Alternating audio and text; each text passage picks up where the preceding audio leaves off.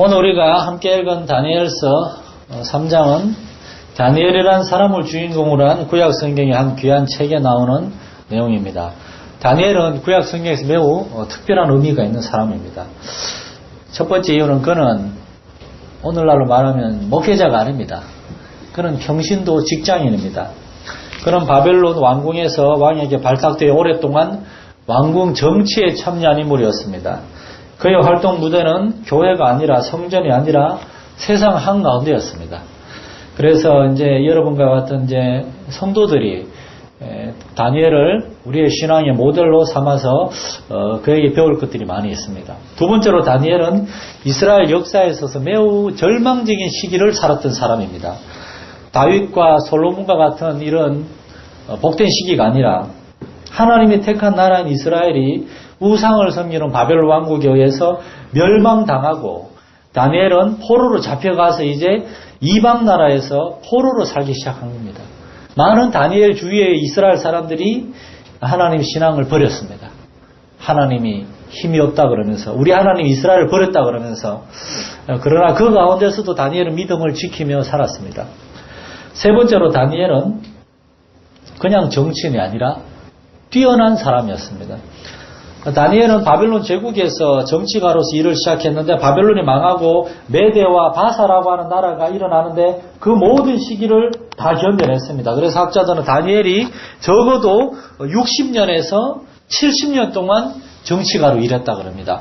그런데 세 개의 나라를 거치면서 다니엘이 얼마나 이렇게 간신처럼 이렇게 이 왕한테 붙었다 저 왕한테 붙었다 그래가지고 살아남았나, 여러분 그렇게 생각하시면 안 됩니다. 다니엘서 후반에 보면 다니엘이 하나님께서 보여주시는 환상을 기록합니다. 다니엘은 그 60년 70년 동안 하나님 앞에서 믿음을 지키며 살았을 뿐만 아니라 누구보다도 지혜롭고 성실했고 탁월했기 때문에 계속해서 인정을 받은 겁니다.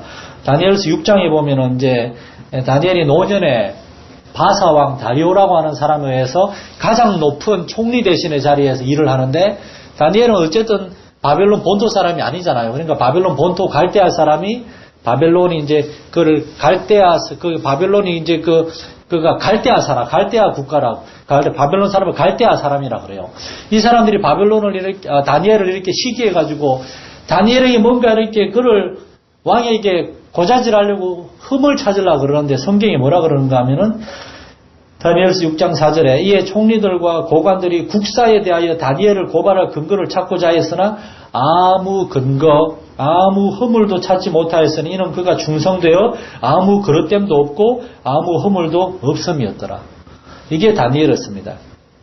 다니엘은 지혜로웠고 일도 잘했습니다.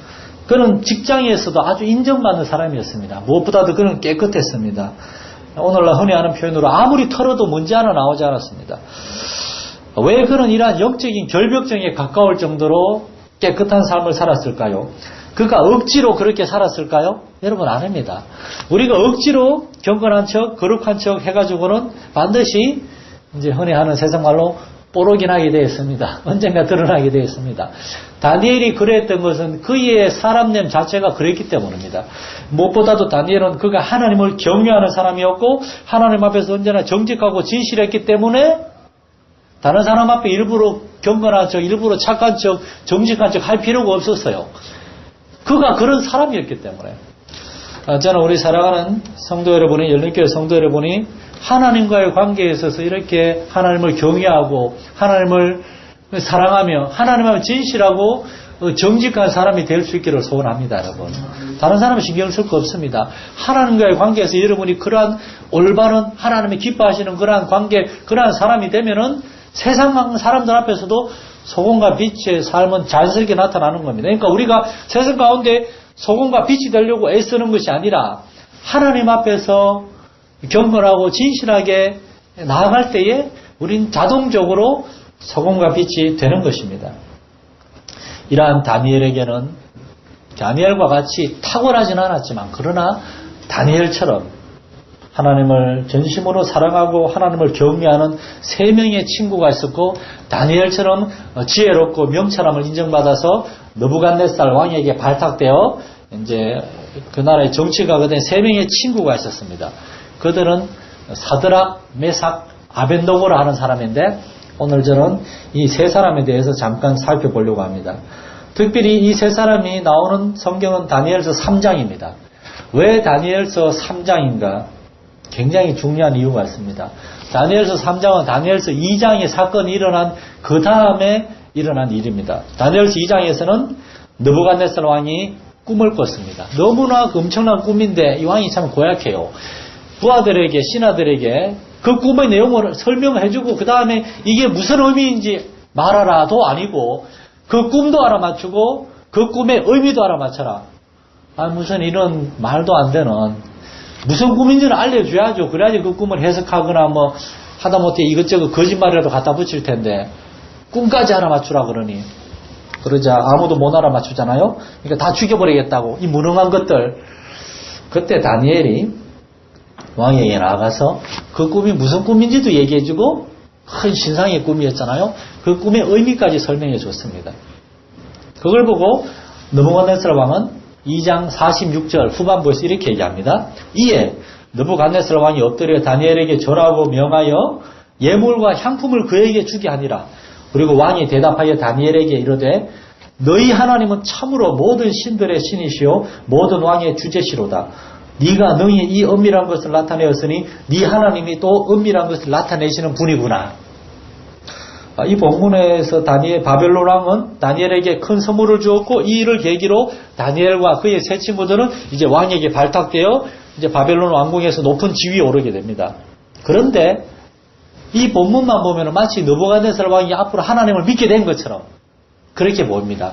그런데 그 사건, 느부갓네살 왕이 하나님의 지혜와 하나님의 능력을 깨닫고 그 하나님을 고백하고 그 사건이 일어난 그 다음 장 오늘 보면 3장에서 왕은 3장 1절에 뭐라 그럽니까?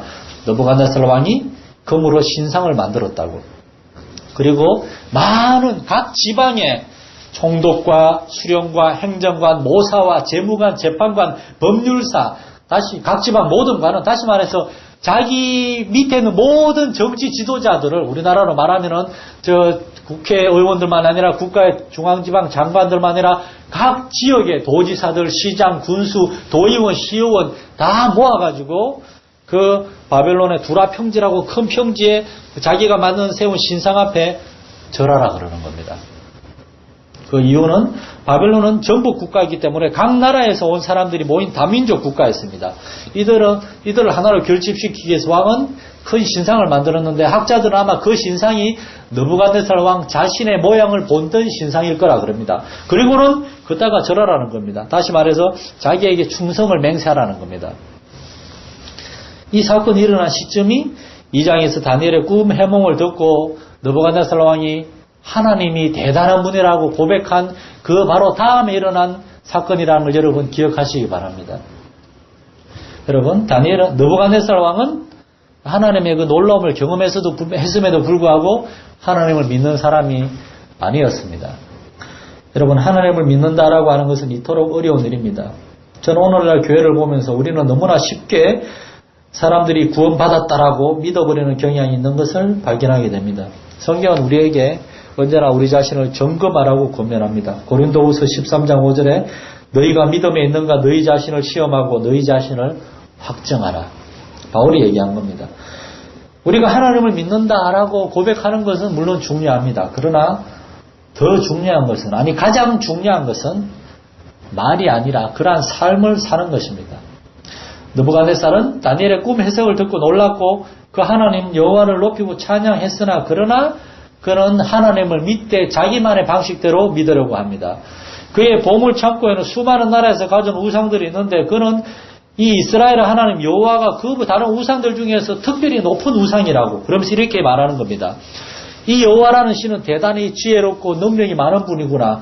내게 지혜가 필요할 때 이 여호와에게 도움을 구하면 되겠구나. 그러나 이 여호와 하나님을 믿는 이스라엘은 나한테 졌으니까 이 하나님은 전쟁에 능하지 않은 하나님인가 보다. 내가 전쟁을 할 때는 다른 우상의 도움을 청해야 되겠다. 그는 전혀 하나님이 기뻐하시지 않는 철저하게 자기 자신만의 이기적이고 계산적이고 세상적인 동기와 목적으로 하나님을 믿기로 한 것입니다. 그런데 이것은 하나님을 믿는 것이 아닙니다, 여러분. 세상 사람들이 말하는 믿음은 참된 믿음이 아니라 하나님을 단지 이용하려고 하는 것입니다. 그래서 그는 얼마 뒤에 큰 금신상을 만들었고 그 신상에게 자신의 모든 신하들과 백성들 하여금 엎드려 경배하라고 명령하는 것입니다. 만약 그가 정말 여호와 하나님을 믿기로 결단했다면은 그 하나님의 말씀인 율법을 공부했을 것이고 율법의 십계명에 보니까 우상을 만들거나 우상에게 절하는 것이 하나님이 얼마나 싫어하는 일인가 하는 것을 그는 알았을 것입니다. 그런데 왕은 그런 데 관심이 없었어요. 하나님의 말씀에 관심이 없었어요. 하나님을 알려고 하지 않았습니다. 여러분, 이러한 느부갓네살의 어리석은 모습을 보면서 우리는 오늘 첫째로 하나님을 믿는다라고 하는 것이 무엇인가에 대해서 가장 기초적인 것이만 한번 생각해 봅시다. 첫째로 하나님을 믿는다라고 하는 것은 여러분 하나님만을 믿는 것입니다. 하나님만을. 출애굽기 20장 1절부터 하나님은 십계명을 주시면서 첫 번째 계명을 이렇게 얘기하십니다. 나는 너를 애굽 땅 종되었던 집에서 인도하여 낸 내 하나님 여호와니라. 너는 나 외에는 다른 신들을 내게 두지 말라. 나 외에는.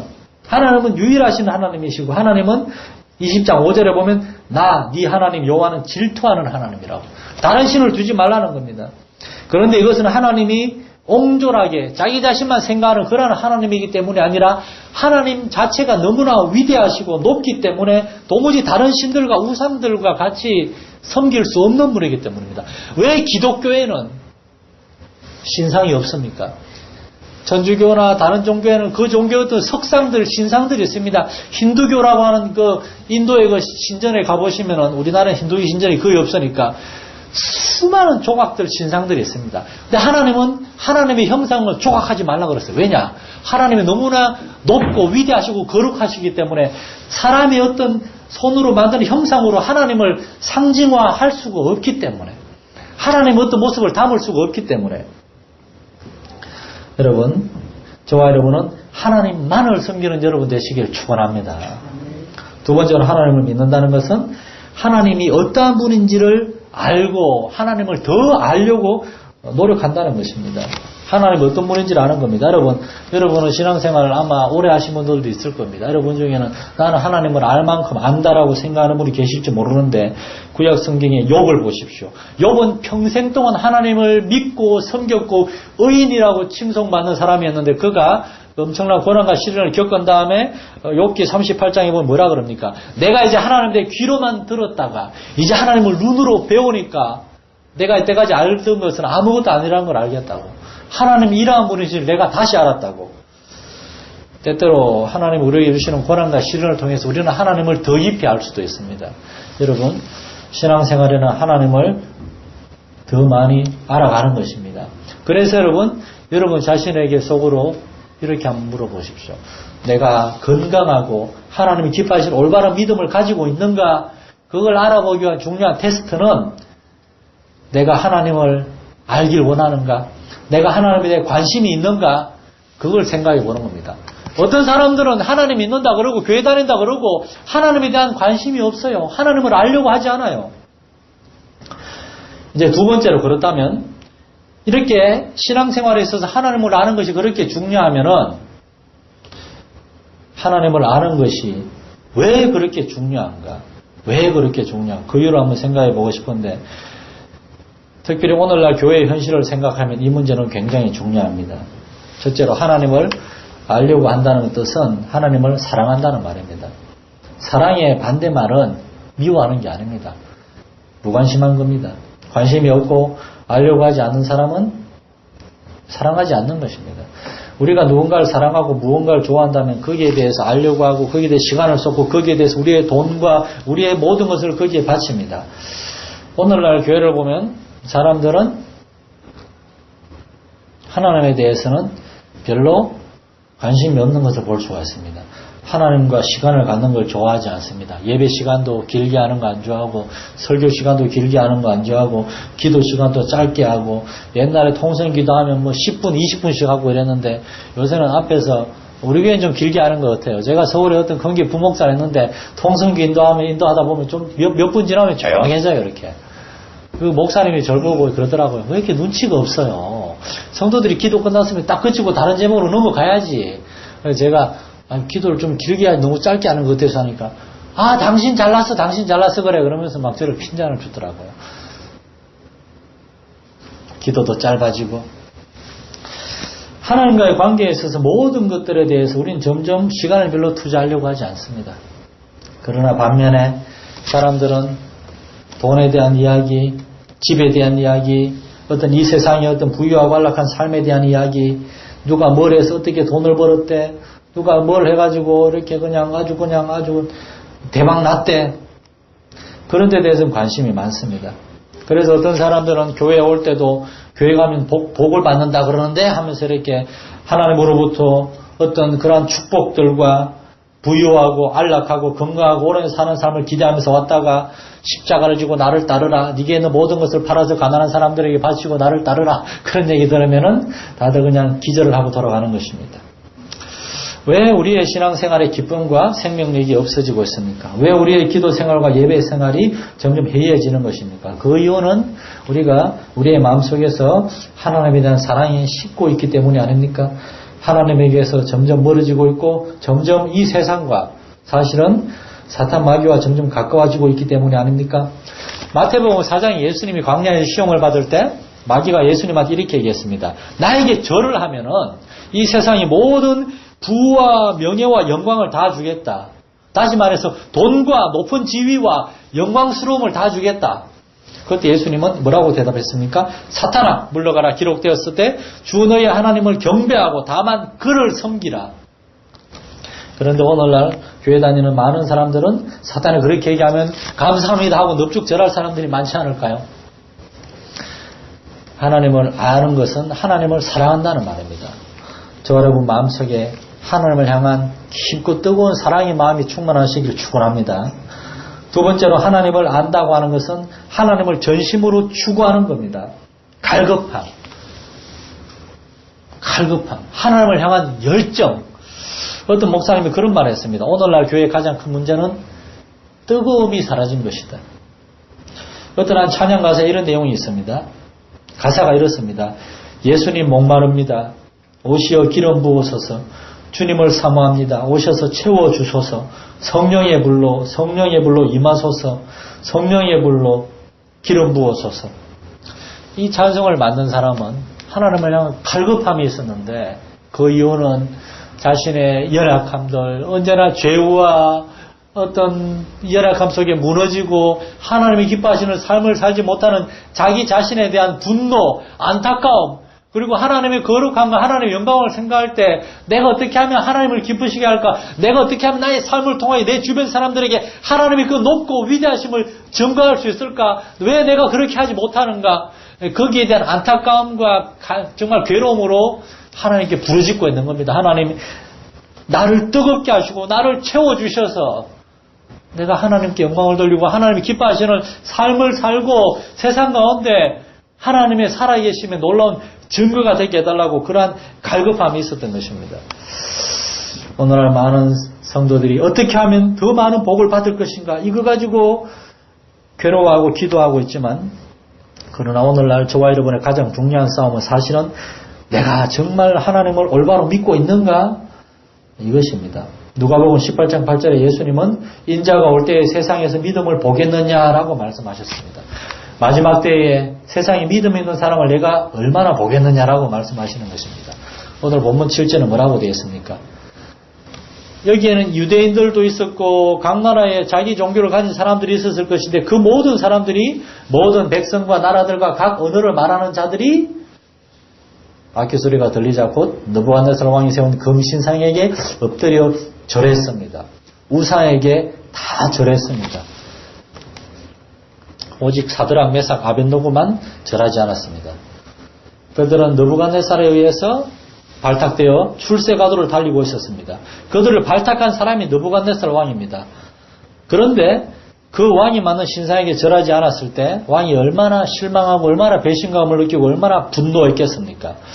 세상 사람들은 이 얼마나 배은망덕한가, 참 지혜롭지 못하다, 그렇게 얘기할 수도 있습니다. 이제 그 뒤에 우리가 13절부터 읽진 않았지만 이 사건으로 인해서 원수들이 사드락, 메삭, 아벳노고를 고소하고 그로 인해서 느부갓네살 왕이 이 세 명을 풀무불에 던져 넣으려고 하고 거기에 그 이후에 또 어떤 일이 일어났는지 우리는 잘 알고 있습니다.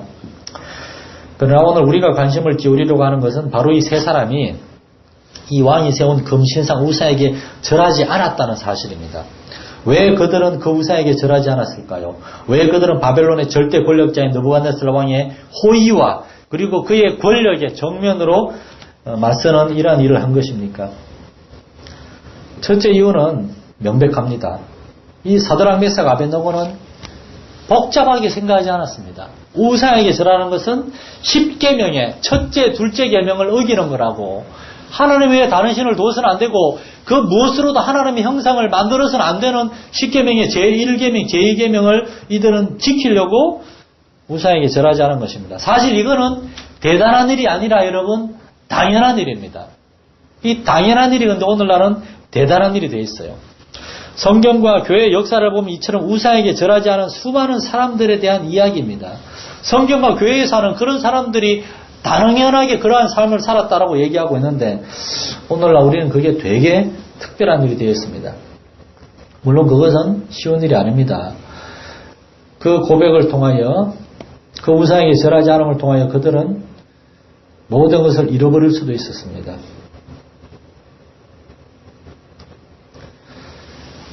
그래서 두 번째 이유가 중요합니다. 사드락 메삭 아벳느고가 우상에게 절하지 않은 것은 그들은 죽을 각오를 하고, 다시 말해서 그들은 이 세상에서 그들이 가졌던, 그들이 이때까지 성취했던 모든 것들을 다 포기하고 그렇게 한 것입니다. 사실은 이것 때문에 이 당연한 일이 오늘날 대단한 일, 특별한 일이 된 건지도 모릅니다. 사드락 메삭 아벳느고가 이방 땅에서 정치가로서 그동안 다져놓은 입지들, 경력들, 거기서 결혼해서 자녀들을 낳았겠죠. 그 자녀들을 키우고 자녀들이 커가는 모습을 지켜보고 그러한 미래의 꿈과 계획들, 이것들 다 이제 날아간 겁니다. 이제 한 부자 청년은 예수님 앞에 나와서 내가 율법의 모든 계명을 다 지켰습니다 그랬는데 그의 재물을 포기하지 못해서 그냥 돌아갔습니다. 그래서 그걸 보고 예수님은 뭐라고 말씀하셨습니까? 아버지나 어머니를 나보다 더 사랑하는 자, 아들이나 딸을 나보다 더 사랑하는 자, 이 세상을 나보다 더 사랑하는 자는 나에게 합당하지 않다라고 주님이 말씀하셨습니다. 가족들보다, 자녀들보다, 이 세상에서 우리가 가진 것들, 우리가 이루어놓은 것들보다 우리는 주님을 더 사랑하십니까?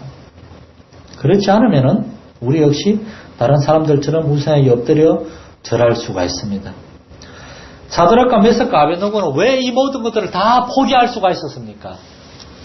그들은 이방 땅 바벨론에서 출세하기 위해서 온 것이 아니었습니다. 그들은 거기에서 정치가로 성공해서 좋은 지위를 얻고 결혼해서 자녀를 낳고 행복한 가정을 이루는 것, 다시 말해서 성공해서 부유한 그러한 삶을 사는 것, 이것이 사드락 메삭과 아벳느고의 삶의 목표가 아니었고, 여러분 정말 죄송하고 안타까운 마음으로 여러분에게 얘기하는데 저와 여러분에게 하나님이 생명을 주시고 저와 여러분을 구원해 주시고 저와 여러분에게 이러한 직장에서 이러한 삶을 살게 하신 건 역시 똑같은 이유입니다. 하나님은 저와 여러분을 이 세상에서 잘 먹고 잘 살라고, 여기에서 멋진 꿈과 계획을 이뤄보려고, 그림 같은 집을 짓고 그렇게 떵떵거리고 잘 살라고 저와 여러분을 창조하셨고 구원해 주신 것이 아니라는 것입니다. 이 세상에 주는 모든 유익들, 돈과 물질과 부와 명예, 심지어 여러분의 가장 사랑하는 가족들과 자녀들도 여러분 잠깐 순간의 삶입니다. 우리가 이 세상을 살아가는 동안 하나님이 주신 것입니다. 하늘나라에 가면은 시집가는 것도 장가가는 것도 다 의미가 없습니다. 부모와 자녀 관계보다 그것도 의미가 없습니다. 왜냐? 그거보다 더 중요한 하나님과 하나님 안에서 우리가 다 형제가 자매가 되는 영적인 가족 관계가 형성되기 때문입니다. 때때로 저는 그런 생각을 합니다. 잠잘 때 우리 아들, 딸을 보면서 너무나 사랑스러우고 예뻐서 뽀뽀해주고 기도해주고 그럽니다. 그런데 왜 그러한 마음으로 나는 다른 아이들과 다른 사람을 사랑하지 못하는가? 내가 다른 사람들, 친구들, 아이들 그렇게 사랑하고 예뻐하고 해도 우리 아이들 사랑하는 것만큼은 안 되거든요. 그런데 여러분, 우리가 하늘나라에 가면은 하나님 안에서 저와 여러분 모두가 서로를 향하여 그러한 마음을, 그러한 완전한 사랑과 완전한 애틋한 마음을 갖게 되는 줄 여러분 믿으시기 바랍니다.